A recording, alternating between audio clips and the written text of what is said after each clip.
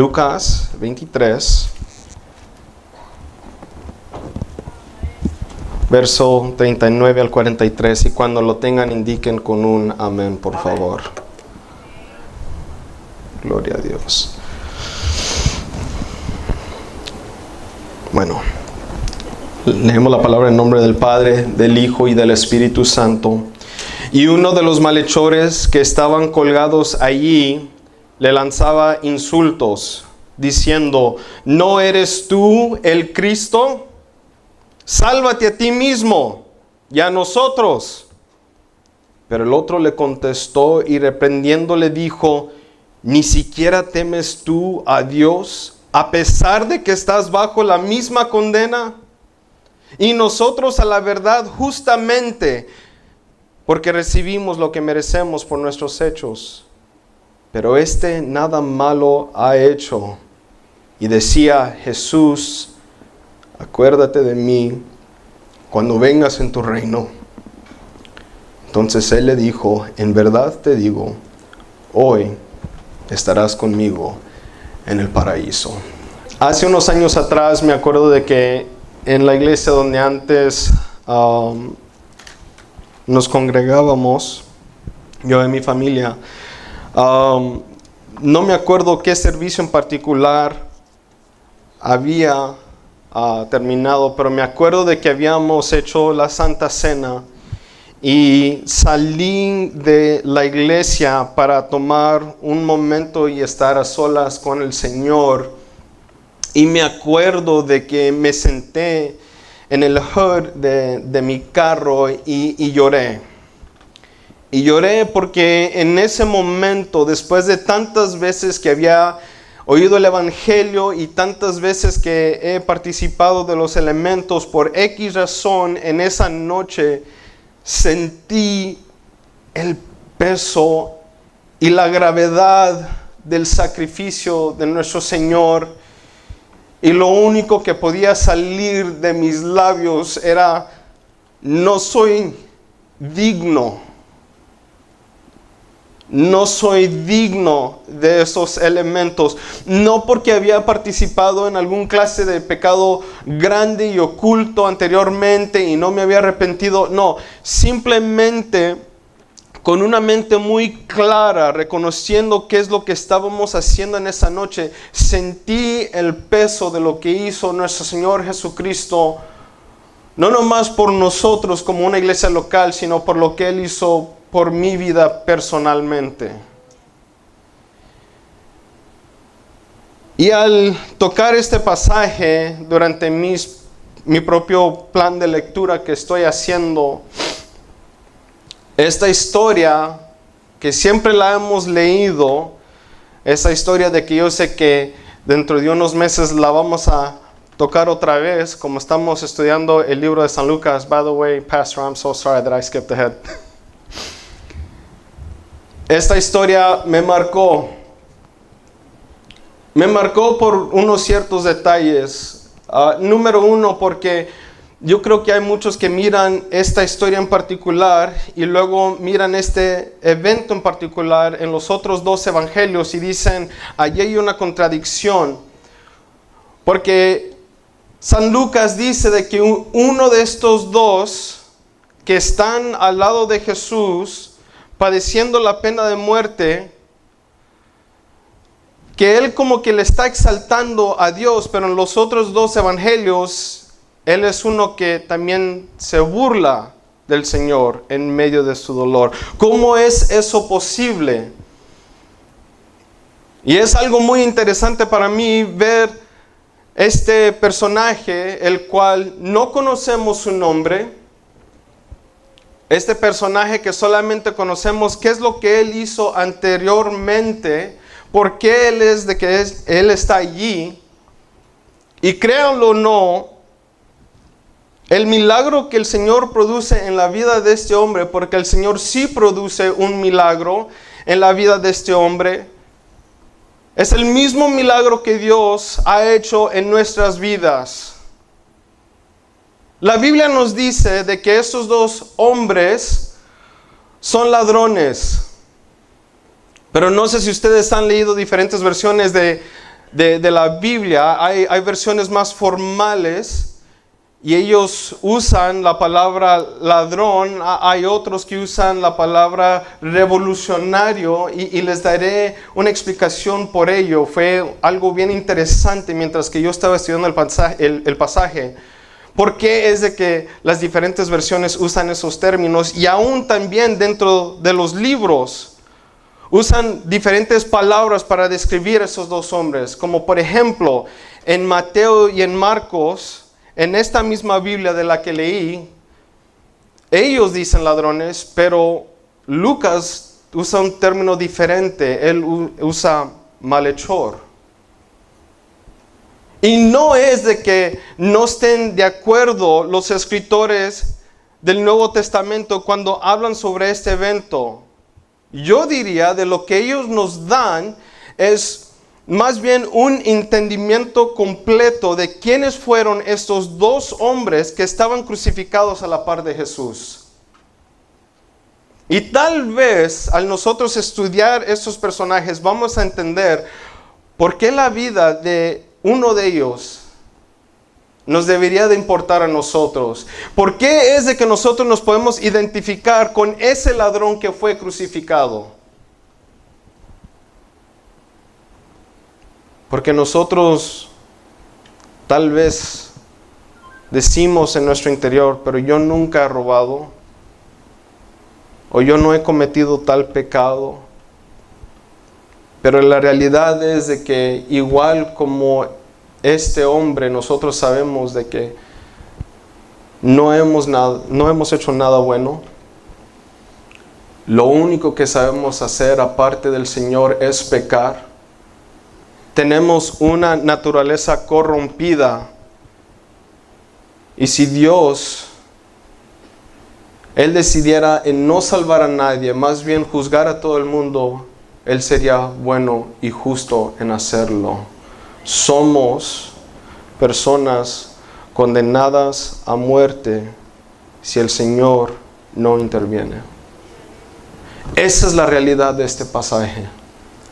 De que nosotros no nos veamos como aquellos que no están condenados a muerte, pero de que si Jesús no hizo o no está haciendo una obra redentora en nuestras vidas, eso es exactamente lo que somos. Y no quiero que nadie se pierda de esto. Desde el niño más pequeño hasta la persona más mayor de edad, si el Señor no hace la obra en nuestras vidas, estamos condenados a muerte. ¿Ustedes piensan de que estos dos hombres simplemente fueron crucificados porque fueron ladrones? No. Cuando estudiamos esa palabra ladrón en el griego, hay dos palabras que son usadas. Una de ellas es kleptis. Kleptis.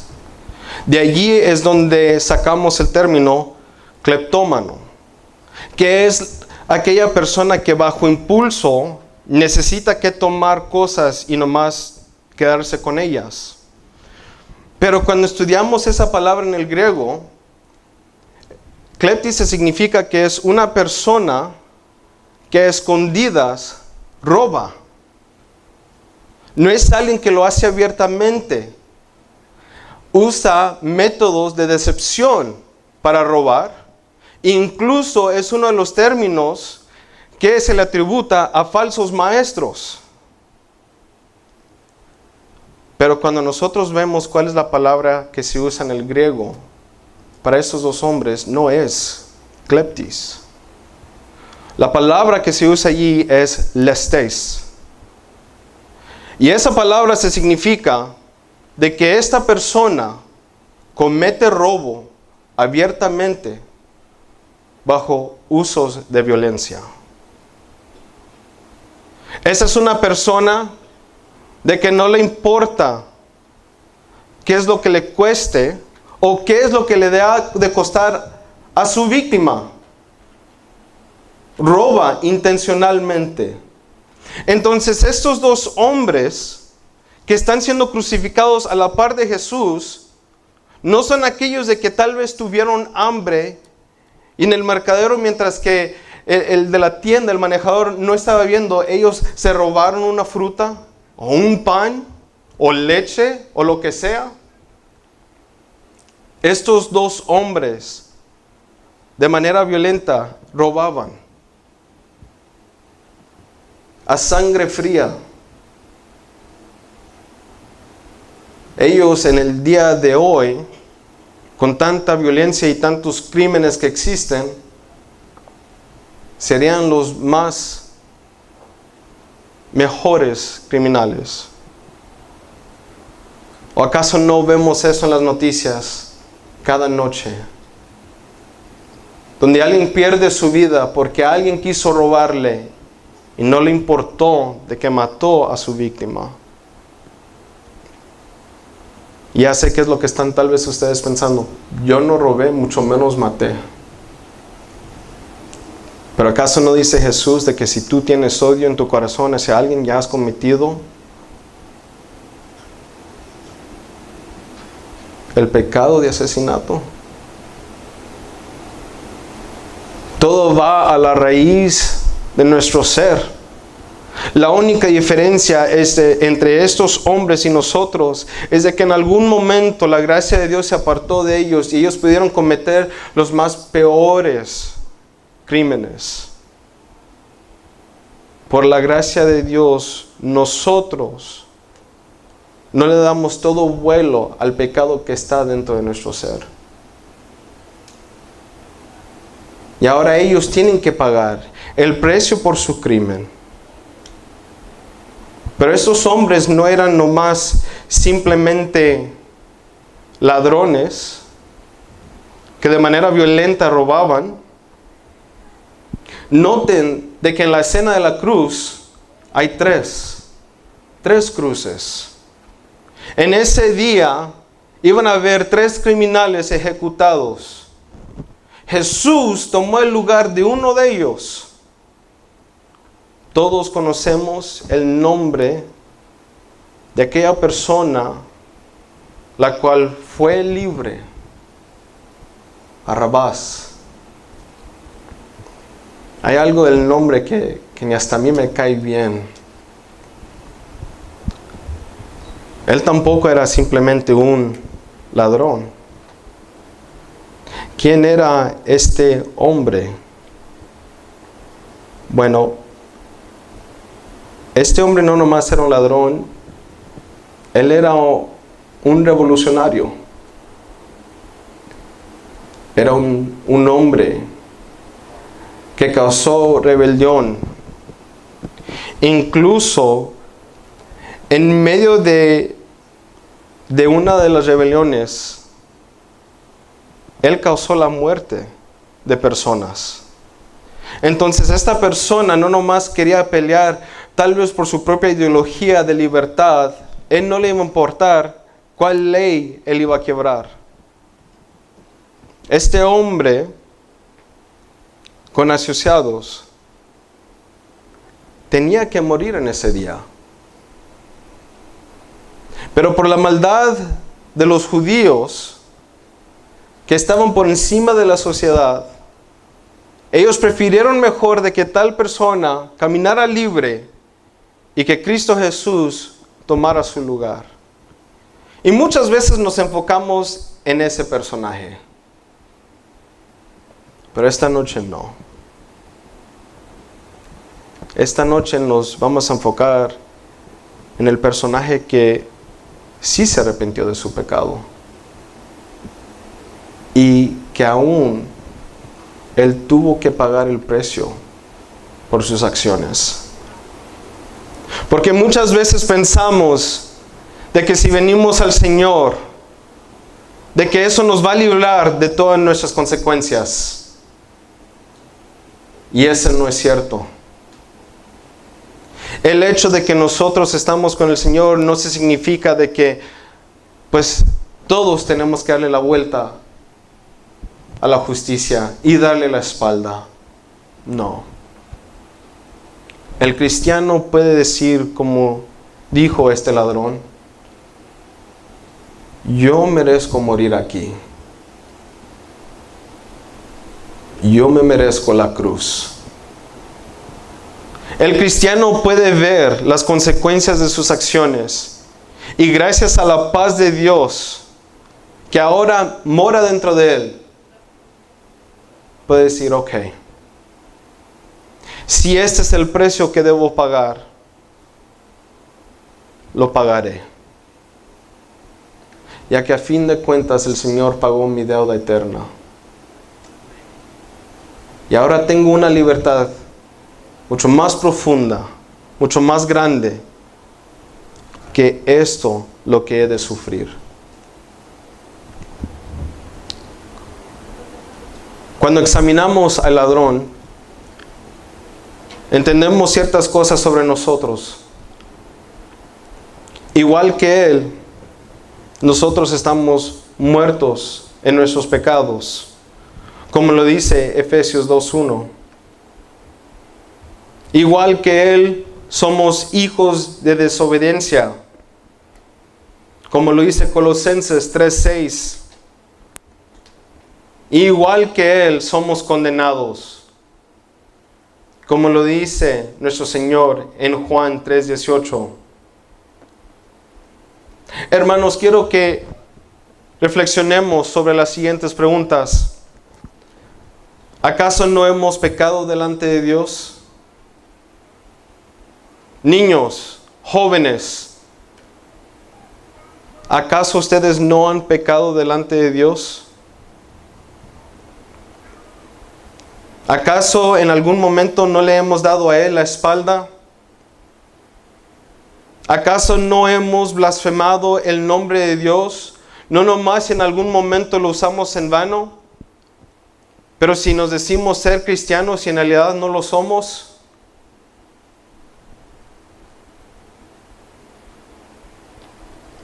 Nosotros somos ese ladrón. Pero lo más lindo de este pasaje es lo que ocurre mientras que él ya estaba a punto de morir. Hay dos frases en particulares que nos da el Señor. Y la primera nos da la explicación por qué el cambio de corazón.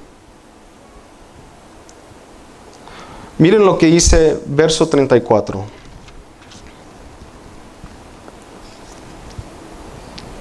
Y Jesús decía, Padre, perdónalos, porque no saben lo que hacen. Ahora, me puse a buscar diferentes comentarios para ver por quién Jesús estaba específicamente pidiendo perdón. Porque eso importa. Él no nombra a nadie en específico, pero Él pide perdón y Él dice porque ellos no saben lo que hacen. Incluso 1 Corintios capítulo 2, verso 8 dice de que ellos lo mataron por ignorancia, porque ellos plenamente no sabían lo que estaban haciendo. Yo creo que nosotros a veces decimos, ¿cómo es posible de que alguien no sepa que ellos están cometiendo algún mal? Pero se nos olvida de que durante una época, durante nuestras vidas, nosotros hacíamos lo mismo. Éramos cegados por Satanás. Antes llamábamos lo malo bueno y lo bueno malo. Esa era nuestra condición. Y luego vino el Señor a nuestras vidas. Y donde antes había oscuridad, ahora hay luz. Para ver las cosas claramente. Estos hombres cegados no podían ver qué es lo que ellos estaban haciendo. Ignorantemente crucificaron al Señor. ¿Será de que Él estaba orando específicamente por los soldados? ¿Será de que Él estaba orando específicamente por los fariseos y saduceos y los escribas? Algo que me gusta sobre la oración de Cristo es de que ya esto había sido profetizado sobre él. De que él no nomás oró por orar. Isaías 53:12 dice que él, habiendo llevado el pecado de muchos, oró por los transgresores. Me pongo a pensar qué es lo que yo diría en mis últimos suspiros. Le doy gracias a Dios de que en los últimos momentos del Señor, Él oró y pidió perdón por sus enemigos, porque yo fui uno de ellos. Ustedes fueron unos de ellos. Nadie está libre de eso. Nadie. Y yo sé de que eso duele, de que alguien le diga, tú antes eras enemigo de Dios, pero gloria a Dios si antes lo eras y ahora ya no lo eres. Porque Dios ha obrado en tu vida. Qué triste para aquella persona que todavía lo es. O más bien la persona que no puede reconocer de que en algún momento sí lo era. Porque es posible de que ellos todavía estén cegados, pensando que son buenos cuando en realidad no lo son. Matthew Henry, en su comentario, él explica de que Jesús en esta oración tal vez sí está haciendo una categoría y de que él está pidiendo por los líderes romanos y los líderes judíos y también por los que lo estaban matando en ese momento. Pero me gusta mejor más bien la explicación que nos da Charles Spurgeon. Charles Spurgeon dice en uno de sus sermones, no era una oración para enemigos que le habían hecho mal años atrás, pero por aquellos que estaban allí y lo estaban matando. El corazón de Dios plenamente ilustrado. A mí me enoja cuando yo estoy en la carretera y alguien se mueve en mi carril y ni hace los blinkers encender. No me puedo imaginar qué es lo que pasaría por mi mente si yo estuviera viendo a la persona que me estaba quitando mi vida. Y Jesús oró por tales personas.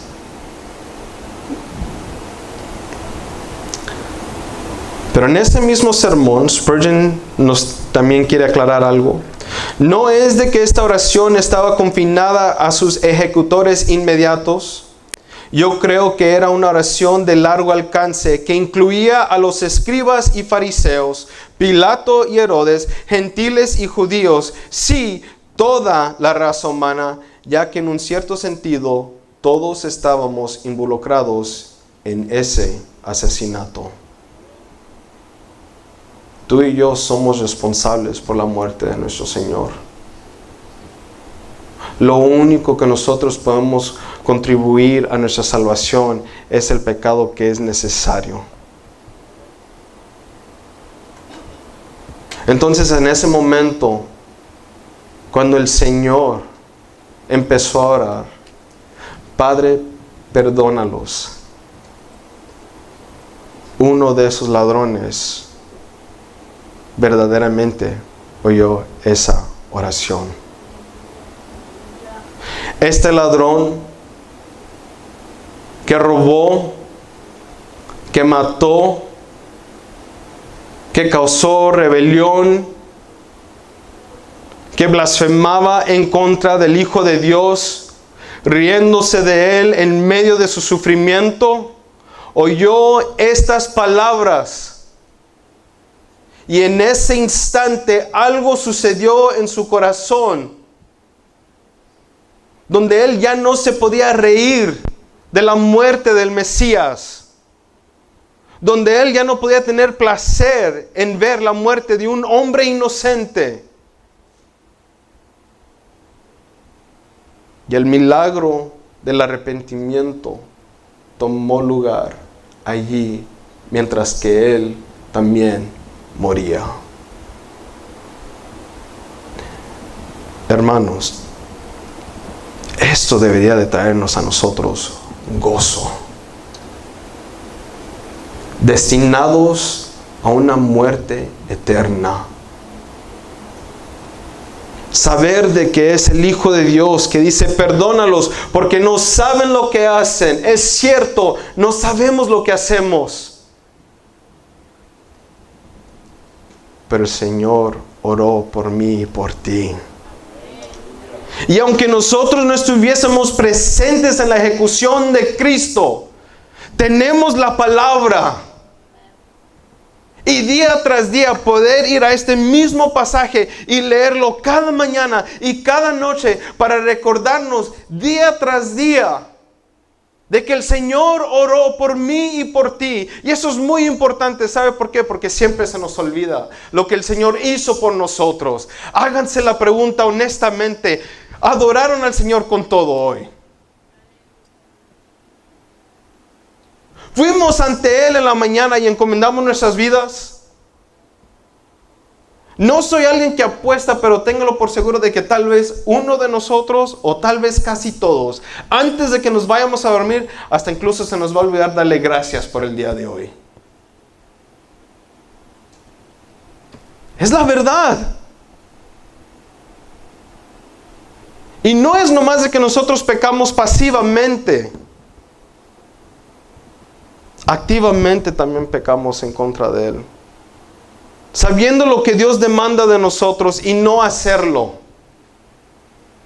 Haciendo excusas y pretextos por no ir ante Él. Y hacer todo lo que Él exige.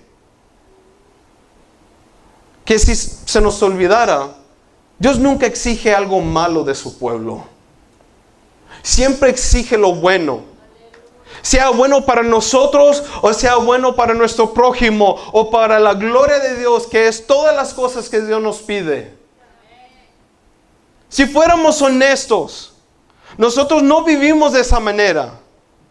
Donde en cada respirar decimos, Señor, ¿cómo puedo glorificarte en X cosa?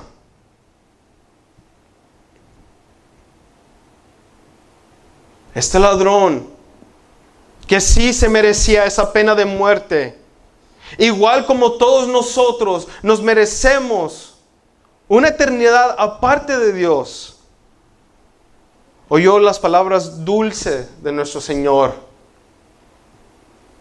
Y en ese momento Él cobró vida. Y no estoy hablando de una vida pasajera. No estoy diciendo de que en ese momento Él fue tan linda persona que dijeron, se arrepintió, quitémoslo de la cruz, démosle otra oportunidad. ¿Cuál era la promesa que él recibió del Señor? ¿Cuál era la súplica de este hombre ante Jesús? O sea, si nosotros nos ponemos a ver lo que él dijo, en el verso 42, Jesús, acuérdate de mí cuando vengas en tu reino. Él ya está demostrando una teología tan perfecta. Porque miren lo que él está diciendo. Él sabe de que Jesús va a morir en ese momento. Él sabe de que con cada suspiro, con cada palabra que Jesús dice, Él está luchando para respirar y para hablar. Sus pulmones llenándose de sangre y de líquido. Él ahogándose con cada palabra. Y él sabiendo de que él momentos anteriormente se estaba burlando de él, todavía le hace una súplica y le dice, no te olvides de mí cuando tú vengas. En otras palabras, ese Señor, cuyo nombre no sabemos, estaba diciendo, sí, Él ha de probar la muerte, pero Él va a vencer la muerte y Él va a venir de regreso. Y cuando Él venga, Señor, no te olvides de mí. La valentía, o más bien, la fe. Él tuvo que tener fe. Una fe ajena. Porque nadie nace con fe. Fe es una dádiva de Dios. El poder nacer de nuevo. Si nosotros no podemos decir cuándo vamos a nacer físicamente, mucho menos espiritualmente. Esa es la obra de Dios. Y en ese momento, cuando el Señor pidió perdón por ese hombre, Él dijo: el Señor está orando por mí. No nomás por los soldados, no nomás por el imperio romano, no nomás por los judíos que lo odiaban y tenían celos. Él también está orando por mí. El blasfemador, ladrón, asesino que se está muriendo al lado de Él. Jesús oró por mí. Señor, cuando tú vengas, no te olvides de mí.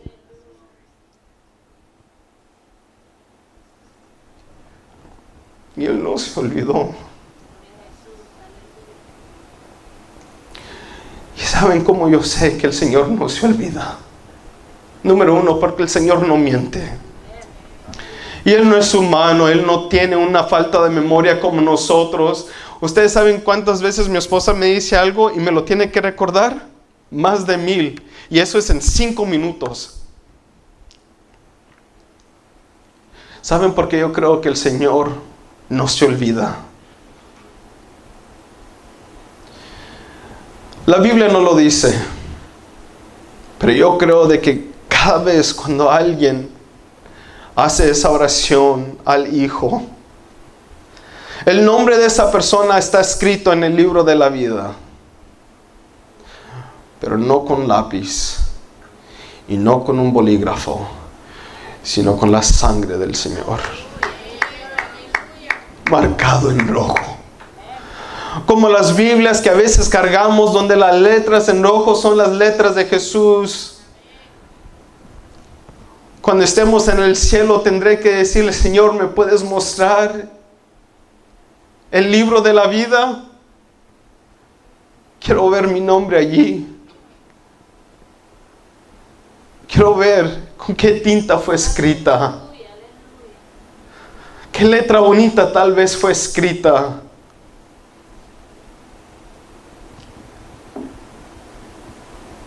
Pero ¿saben qué? Ahí no se acaba la historia.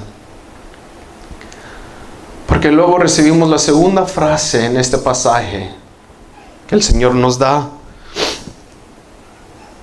Y entonces Él le dijo: en verdad te digo, hoy, no mañana, no cuando yo venga de regreso, hoy estarás conmigo. Hoy tú, el que blasfemaste, el que mataste, el que robaste, hoy tú estarás conmigo. ¿En dónde? En el paraíso. ¡Qué linda promesa! ¿Y en dónde fue dada? ¿En un congreso de caballeros o de damas o de jóvenes? Donde tal vez la música esté tocando suavemente. No. Era en medio de su ejecución. Él oyó las palabras del Salvador. En ese momento su corazón fue blandito para recibir esa oración del Señor. Y créanmelo de que este hombre, que anteriormente gastaba minutos simplemente burlándose en contra de Jesús, tal vez el Señor le dio el suficiente aire y suficiente fuerza para que él también pudiera hacer una última palabra y usarla para su beneficio, no nomás para reprender al otro, sino para dar testimonio de quién era Jesús, limpio de todo mal, santo, quien un día iba de regresar. Y le pidió a él: acuérdate de mí. Y el Señor, sin pensarlo 2 veces, le dijo: hoy.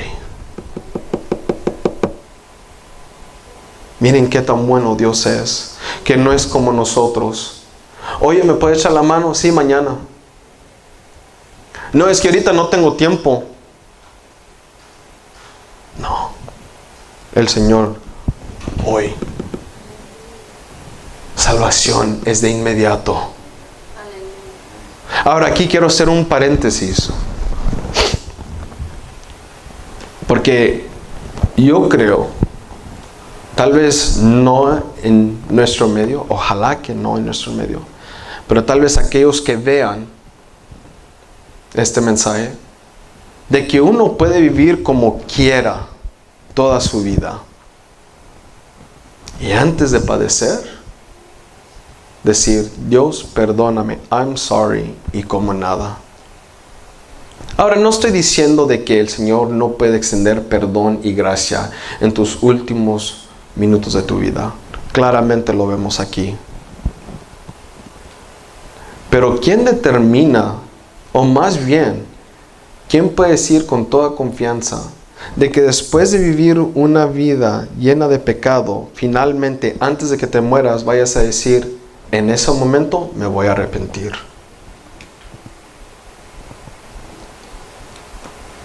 Sabemos la fecha de nacimiento, pero no la fecha de partida. Y el nacer de nuevo no es obra del ser humano, es obra sobrenatural de Dios. Y si hay algo que podemos obtener como advertencia en esta noche, en este mismo pasaje, es esto. Dos hombres con el mismo oficio, por decirlo así, escucharon las mismas palabras salir de los mismos labios del Señor, pero solamente uno recibió perdón. Solamente uno se arrepintió. Solamente uno ha de recibir vida eterna. Por eso en esta noche, yo creo que las palabras más importantes con las cuales yo puedo concluir serían estas, las cuales son las palabras de nuestro Dios. Si alguno tiene oídos para oír, que oiga. Pongámonos de pie.